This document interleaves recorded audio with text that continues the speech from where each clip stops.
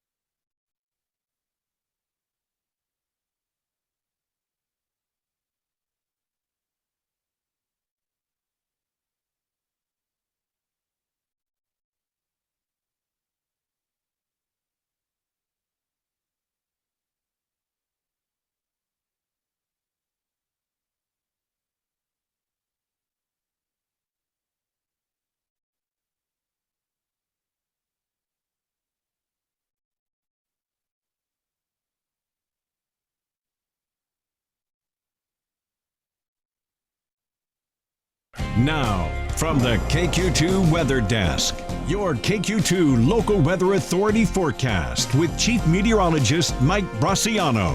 Sponsored by Colony House Furniture and Bedding. Little cooler than yesterday. Another lovely day, though, today, Mike. Yes, no kidding today, Mary Grace. We topped out at 70 for a high. Tomorrow will be in the 60s. as we'll see a little push of some cooler air, but really not too bad. Again, for this time of year, when normally we should be at 64, and tomorrow we'll be at 63. Today, 70 and 37, 64 and 40 are normals. 93, that record back in 1930, and 22, the record low in 2020. So tomorrow we're going to be having those near average temps. Now remember, 64 is your average high, and we'll be at 63. I think we'll get into lots of sunshine. Today we've had some clouds in and out of the area. We've been underneath that northwesterly flow of cloud cover and moisture. And then this weekend, boy, the warm-up really heads our way. Saturday will be in the 70s. Sunday will be in the 80s. So it'll be a big warm-up. And Sunday, too, will be kind of a windy day across the area. So we did have a few sprinkles that moved through northwest Missouri and northeastern Kansas. And the big story now are the big storms that are developing down over to the southeast of us. Some of these storms, as they're moving into portions of West Virginia, down near Tennessee too, have kind of lost a little bit of their punch, but earlier there were some pretty decent sized storms. And here's a few more that are over on by Illinois.